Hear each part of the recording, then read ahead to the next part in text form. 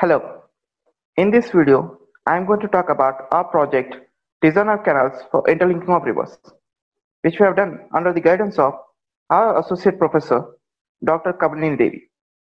Let's start. Water is the most essential natural resource next to air required for sustaining life on the earth. It is required for drinking and industrial uses, for irrigation, to meet growing food and fiber needs, for power generation, navigation, and recreation. Everyone on the planet knows about the water scarcity around the world. There is a great need to save as much as water we can. One of the great ideas that can make this possible is river interlinking. When we talk about Godavari River, which is the second largest river in India, about 1500 TMC to 2000 TMC, which stands for 1000 million cubic feet of volume of water is going waste, crossing AP district into Bay of Bengal Sea every year. By interlinking this river to River Krishna, which is a deficient river that flowing to parallel to Godavari, we can divert surplus Godavari water to Krishna River. And this is exactly what our project is about. These are the literatures that we have gone through, which were a great help to start our project. First things first, before we actually start planning for interlinking, we should know what we are dealing with. So we had to do flood frequency analysis to know the present situation of both rivers. With a great difficulty, we were able to get our hands on these data. When we check Godavari, we have collected annual peak water levels at 4 station points of our interest on Godavari, which are Kaleshwaram, Ithurunagaram, Dommigudam, and Bhadrachalam. By checking these and other relevant data, we found that Godavari has good flow even till date. When we check the Krishna River, even the flood's magnitude has greatly declined over the years after 2009. Even though there was a flood with a magnitude as such as 8.21 cusics after 10 years, but it cannot change the fact that the flow rate has greatly declined over the years. So there is a need for interlinking. These are the 5 options that we have come up with for interlinking. The first option is from Sriram Sagar to Srisailam. Sriram Sagar is a starting project on Godavari in Telangana state. There is a good gravity advantage for this link as Sriram Sagar is located at higher elevation compared to Srisailam. Sriram Sagar is one of the major projects on Godavari and has the capacity to favor this link. But the problem is that it doesn't have a good inflow. It is because of huge consumption of Godavari water in the upstream direction by the large number of dams that are construction on Godavari in Maharashtra district. So we can rule out this possibility. The other 3 options, which are Ichampalli to Srisailam, Kanatalapalli to Srisailam, and Dommigudam to Srisailam, actually located off the Indravati river, which is a left bank tributary of Godavari.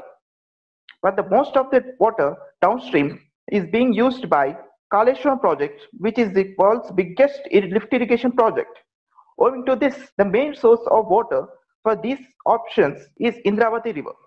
However, the projects at these locations lack the capacity for interlinking Godavari to Krishna. So we can simply rule out these possibilities too. The last and most efficient among these 5 is the Polavaram to Srisailam link. It got the gravity advantage and has high inflow comparison with other locations, as there is another left bank tributary, Shabari river, which connect to Godavari in AP prior to Polavaram. The combined water from Indravati and Shabari will result in great flow for Polavaram project. Now let's get into the actual route plan of this link. It is difficult to make this link a reality in one go.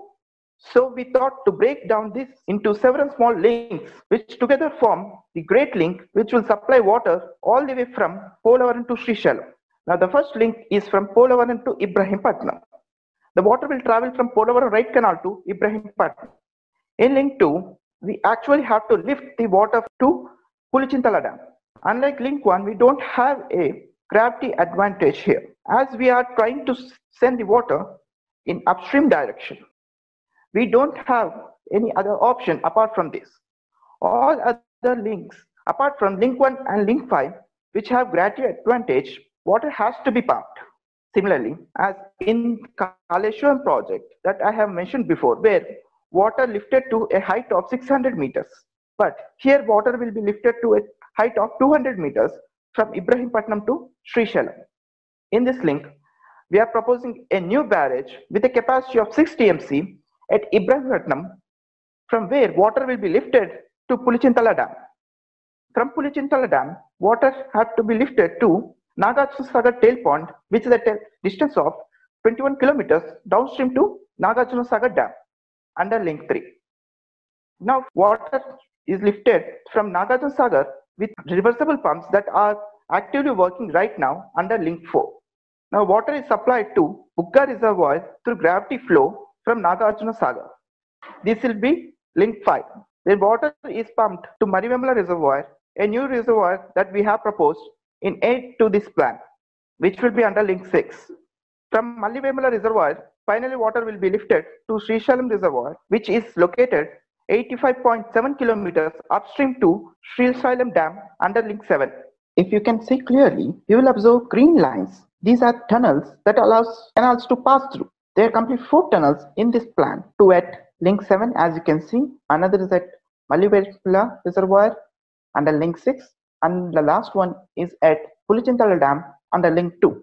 Now in next slides, I will explain you about the Guntupalli barrage and Marivemala reservoir.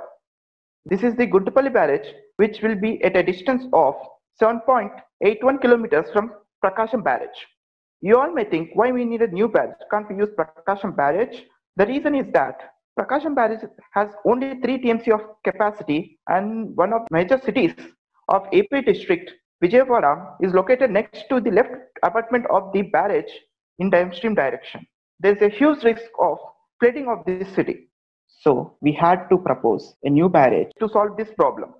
Now if we talk about another proposal, that is to construct a new balancing reservoir at Marivemala with a capacity of 120 TMC, we have 2 reasons. One is to aid in the supply of water to Srisailam reservoir, and other is to store excess water.